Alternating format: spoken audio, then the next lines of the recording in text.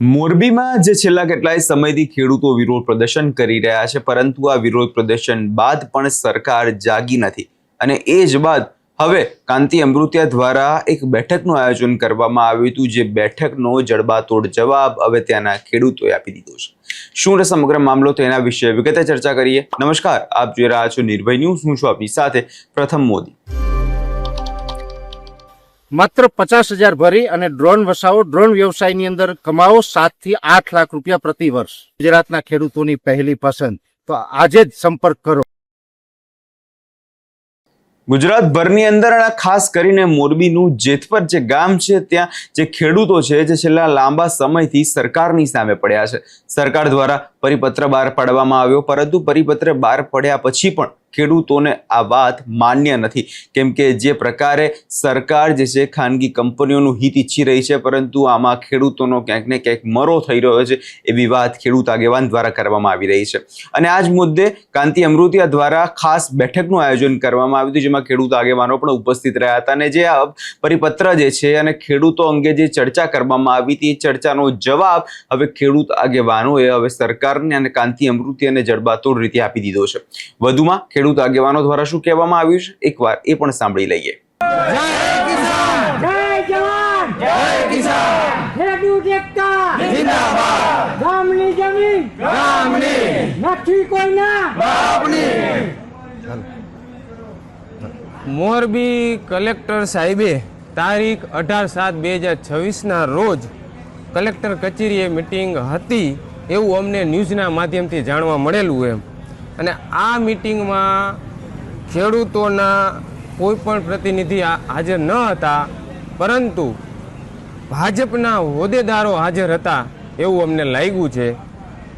અને વાત આપણે અત્યારે એ કરવાની છે કે માર્ચ 2025 સુધીના જે આંકડા છે એ હું તમારી સમક્ષ રાખું છું એમ, કે ગુજરાતમાં જે વીજળીનું ઉત્પાદન છે ને એ 58.2 ગીગાવોટ હતું એમ, જેમાંથી RE ઉર્જા એટલે કે સોલાર અને પવનચક્કી દ્વારા જે વીજળીનું ઉત્પન્ન થાય તે 31.4 ગીગાવોટ અને કોલસાથી જે વીજળી ઉત્પન્ન થાય તે 16 ગીગાવોટ છે, એટલે હતું એમ 2025 સુધીમાં। અને ગુજરાતમાં જે આપણે વીજળી ઉત્પન્ન થાય છે એમ, એની સામે જે આપણે ગુજરાત રાજ્યની જે રિયલ ટાઈમ ઓપરેશન જે માંગ એટલે કે જે ડિમાન્ડ છે, જે વપરાશ છે ને, એ 22 ગીગાવોટ છે। તમે વિચારો કે સૌર ઉર્જા એટલે કે RE ઉર્જા જ આપણી પાસે 31.4 ગીગાવોટ હતી અને આપણી માંગણી એની સામે 22 ગીગાવોટ છે।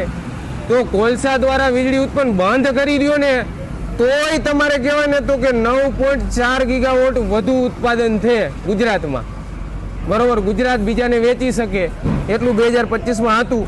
અને ગુજરાતમાં જે આ વીજળી ઉત્પન્ન કરવા માટે જે પ્રાઇવેટ કંપનીઓ છે એનો જે ભવિષ્યનો પ્લાનિંગ છે એ મુજબ 2026-27 સુધીમાં 97 ગીગાવોટ કરવાનો પ્લાનિંગ છે। 2034-35 સુધીમાં 183 ગીગાવોટ ગુજરાતમાં ઉત્પન્ન કરવાનો એનો પ્લાનિંગ છે। એટલે કે આમ જોઈને તો આપણે પહેલાં કીધું ને એમ કે 22 ગીગાવોટ આપણો વપરાશ છે ગુજરાતનો, એમાં બધું આવી જાય, ઇન્ડસ્ટ્રીયલથી માંડીને તમામ વપરાશ આવી ગયો એટલો છે। એની સામે જ આપણું ખાલી સૌર ઉર્જા અને પવનચક્કી ઉર્જા જ 31.4 ગીગાવોટ હતું એમ, એટલે કે 9.4 ગીગાવોટ આપણે જરૂરિયાત કરતાં વધુ ઉત્પાદન કરતા હતા। RE એનર્જીની જો ખાલી વાત છે હો। અને ગુજરાતમાં જે એને આપણે જરૂરિયાત એના કરતાં વધુ ઉત્પાદન થાય એમ, અને ગુજરાતમાં જે RE વીજળી ઉત્પન્ન થાય એમ એ પ્રાઇવેટ કંપનીઓના જે ભવિષ્યમાં કચ્છ અને જામનગરમાં જે ઉત્પન્ન કરવાની છે સોલાર અને પવનચક્કી દ્વારા એમ, તે વીજળી છે ને એ બીજા રાજ્યો અને બીજા દેશોમાં વેચવાની એમ। અને કંપનીએ આ સેવા નથી કરવાની, સમજો, આ એને પોતે વેપાર અને ધંધો કરવાની છે કંપની। અને પ્રાઇવેટ કંપની ધંધા માટે ગુજરાત રાજ્યના લાખો ખેડૂતોના ખેતરમાંથી આ વીજ લાઈનો નાખવાની છે, એટલે કે ગુજરાતના લાખો ખેડૂતો, ખેત મજૂરો અને પશુઓના ભોગે બીજા રાજ્યો અને બીજા દેશોમાં વીજળી વેચીને પ્રાઇવેટ કંપનીઓએ ધંધો કરવાનો છે. અને એ ગુજરાતનો ખેડૂત આજે પણ નહીં ચલાવે અને કાલે પણ નહીં ચલાવે. જે રાજ્યોમાં વીજળીની જરૂરિયાત હોય તે રાજ્યોમાં તમે આરી પાર્ક બનાવો, સોલાર અને પવનચક્કી દ્વારા વીજળી ઉત્પન્ન કરો એમ, અને તે રાજ્યોના લોકોને તમે વેચો અથવા તો આપો એમ, તો એ યોગ્ય ગણાય. જેથી કરીને વીજ લાઈન, અને એવી રીતે જો સરકાર કરે ને તો જે વીજ લાઈન જે નાખે છે ટ્રાન્સમિશન લાઈન, એના ખોટા ખર્ચા પણ ન થાય એમ. જે રાજ્યમાં જરૂર હોય અહીંયા તમે આરી પાર્ક બનાવો, વીજળી ઉત્પન્ન કરો અને એ રાજ્યને સપ્લાય કરો. તો આ ખાવડાથી ઠેઠ નાગપુર, ખાવડાથી ઠેઠ જમ્મુ કાશ્મીર, આ બધા રાજ્યમાં લાઈન લઈ જવા માટે ટ્રાન્સમિશન લાઈન ગુજરાતના ખેડૂતો જેની ફળદ્રુપ જમીનમાં ખેતી કરે ને 25 વર્ષ સુધી જોખમ વેઠવું પડે ખેડૂતોને, ખેત મજૂરોને, પશુને, આ ન વેઠવું પડે. અને આ ખર્ચા પણ ટ્રાન્સમિશન લાઈનના હેવી હોય, ખર્ચા પણ ન થાય. એટલે જે રાજ્યને જરૂર હોય અહીંયા તમે આરી પાર્ક બનાવો. અને મોરબી જિલ્લા કલેક્ટર સાહેબે જણાવ્યું એમ કે સરકારશ્રીએ એક માગણી ખેડૂતોની સ્વીકારી છે. આનો જવાબ મોરબી જિલ્લાના તથા ગુજરાત જિલ્લાના ખેડૂતોએ, જે ગુજરાત રાજ્યના તમામ જિલ્લાના ખેડૂતોએ ગામ પંચાયતના લેટર પેડ ઉપર 4/7/2026 રોજ ઉર્જા વિભાગે જે પરિપત્ર બહાર પાડેલો તે અમાન્ય છે તેવું લખીને કલેક્ટર સાહેબને 14/7/2026 રોજ આવેદન પત્ર દેવા માટે મોરબી કલેક્ટર કચેરીએ ગયા હતા.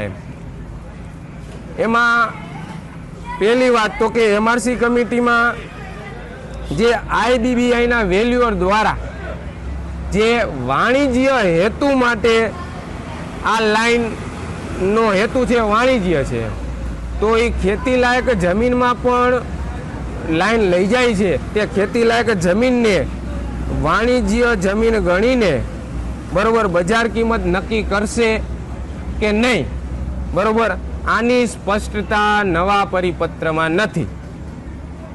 તથા બીજો પ્રશ્ન છે, એમઆરસી કમિટીમાં જે 3 વેલ્યુઅર દ્વારા બજાર કિંમત નક્કી કરવાની છે, એમાંથી નીચા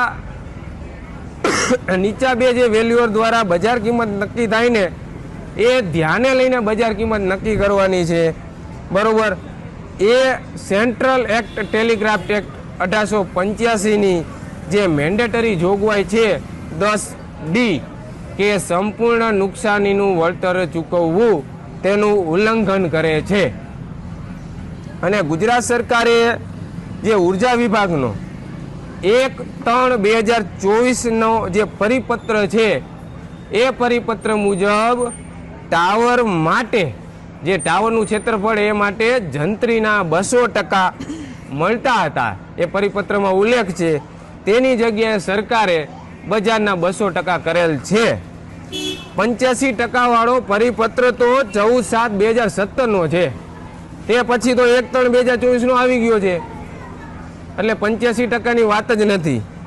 200% તો ઓલરેડી હતા જ 1/3/2024 પ્રમાણે.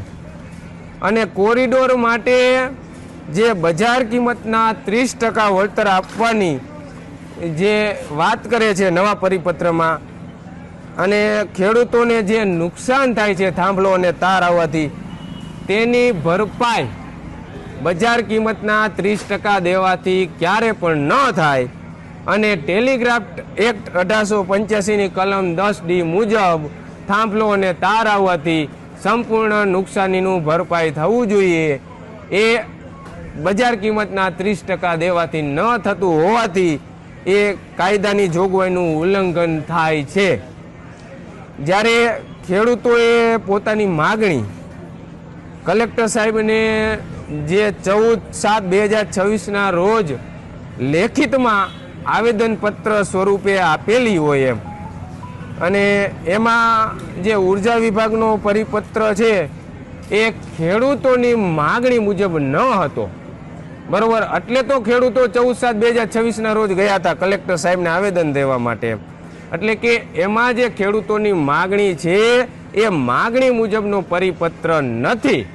બરોબર, એ સાબિત થાય છે. અહીંયા તમે જે રીતે ખેડૂત આગેવાનને સાંભળ્યા અને તેમના દ્વારા વાત સ્પષ્ટ કહેવામાં આવી રહી છે કે સરકાર અમને કહી રહી છે કે અમે સમાધાન કરી લઈએ, અમે અમારી જમીનને ભાવ ઓછો માની લઈએ, પરંતુ આની અંદર ક્યાંક ને ક્યાંક જે કંપનીઓ છે તે અહીંયા સેવા કરવા નથી આવતી, તે કમાવા આવી રહી છે. અને કમાવાનો ભોગ કોના ભાગે? અમારી જમીનો છે, અમારા પશુઓ છે એના ભાગે. એટલે જે પ્રકારે અત્યારે આજે અમને સમજાવવાને બદલે ખાનગી કંપનીઓને સમજાવવું જોઈએ કે ખેડૂતોને બમણું વળતર આપી દે, જે વળતરની માંગ જેઓ કરી રહ્યા છે. અને આના કારણે જ આખો મામલો જે ઠાળે પડી શકે છે. નહીંતર ખેડૂતો આ મુદ્દે હવે અટકવાના નથી. હવે આ તમામ બાબતોને લઈ આગામી દિવસોમાં ખાસ નજર એ વાતની રહેશે કે સરકારનું જે આ વલણ છે એની સામે ખેડૂતો ઝૂકે છે કે પછી આ આંદોલન જે છે ખાલી માત્ર નામ પૂરતું જ રહી જાય છે. તમને શું લાગે છે? કમેન્ટ બોક્સમાં ચોક્કસથી જણાવજો. અમારી ચેનલને નિર્ભય ન્યૂઝને લાઇક, શેર અને સબસ્ક્રાઇબ કરવાનું ભૂલશો નહીં.